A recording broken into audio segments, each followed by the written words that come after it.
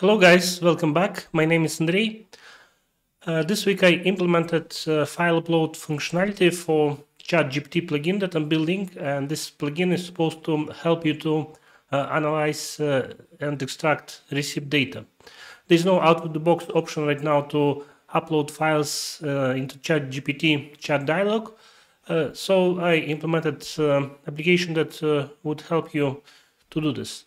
And the idea is that in ChatGPT, when you would say that you would like to upload the file, you'll get the answer with the URL pointing to the external application where you'll upload the file. You'll get a key which will be ID for the file, and you can copy paste this key into the ChatGPT dialog, and based on that key, ChatGPT will fetch the file from my external service, and the file will be immediately deleted when it will be downloaded, or if you will upload the file and will not fetch it from ChatGPT, then it will be automatically deleted after 15 minutes. So let's see how the application looks like. Let's see my desktop, and this is the GitHub repo for the solution I'm building, and it's called Sparrow. It's all about data, document data processing and data extraction. It implements data annotation tasks, data extraction. You can fine-tune such ML models like a donut model with your own data. That's one part of the functionality, and another functionality is a plugin for ChatGPT, because I would like to also cover this ChatGPT area and build my own plugin and see how it would work to extract data through ChatGPT. So this is I'm talking about plugin UI. So in this project, Streamlit application is implemented for the handle file upload, and Sparrow plugin project is it's not a project where actual ChatGPT plugin is implemented. A service is implemented which listens for the request from ChatGPT and is producing responses that are sent to the ChatGPT flow.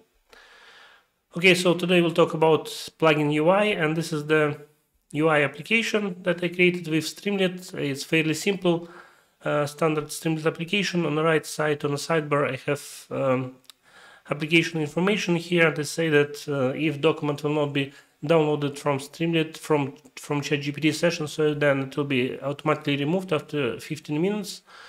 And I'm using MongoDB to store file data, and actually when you will upload the file, then the service will be called where OCR task will be executed, data will be extracted, and I'll store in MongoDB not actual file but extracted data. And then when you return to the ChatGPT and you would say you would paste the key, then the plugin would download that extracted data from MongoDB.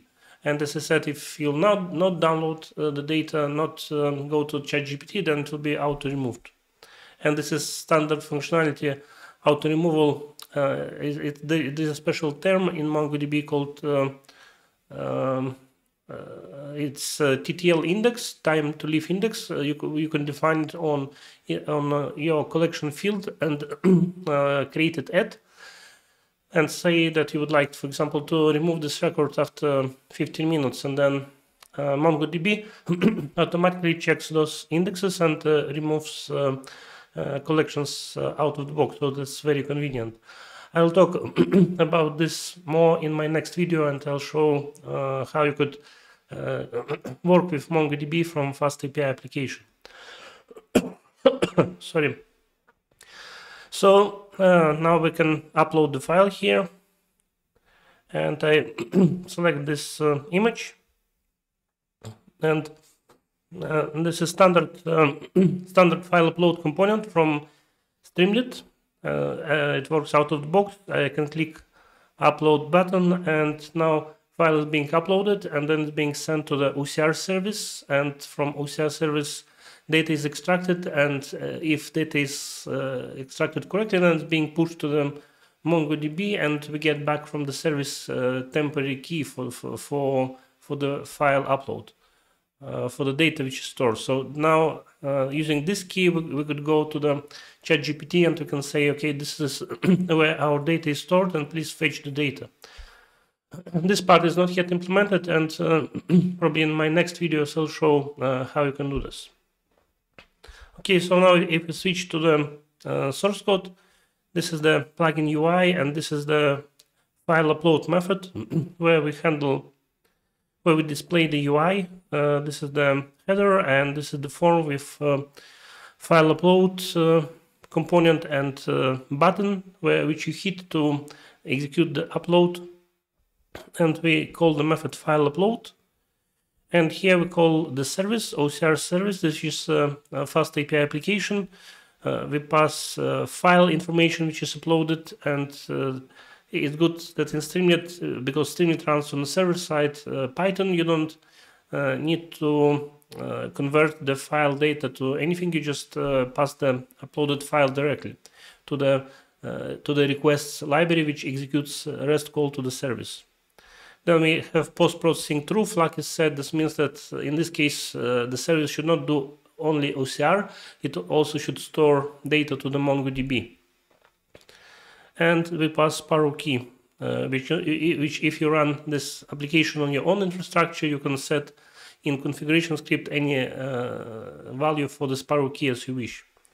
Then we have a spinner and we send the request, and as soon as the response comes, we just return that key which was assigned to the current collection stored to the MongoDB, we return it back to the user.